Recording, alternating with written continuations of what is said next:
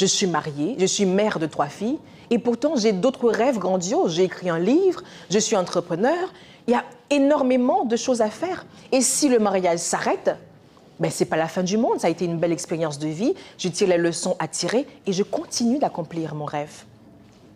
Pour moi, la bonne manière d'aborder le mariage, ce serait d'être conscient des inégalités que subissent les femmes. On ne peut pas reproduire dans le mariage la souffrance déjà des femmes, la misogynie ambiante. Il faut qu'il y ait 2 partenaires qui soient conscients de cette réalité et qui doivent comprendre qu'une femme doit être protégée dans un système qui n'est pas le sien. Nous sommes dans un patriarcat, ce qui veut dire que le système a été conçu pour que les hommes soient en avant, pour que l'intérêt des hommes, le plaisir des hommes soient pris en compte au lieu de ceux des femmes. Donc, des partenaires conscients de cette réalité vont avoir un mariage plus épanoui. La femme ne va pas se dire « Eh bien, je me suis mariée, je dois mettre mes rêves sur pause, il n'y a pas de place pour 2 écrivains dans un foyer. » Il y a de la place pour de la lumière, pour tout le monde, pour qu'on brille.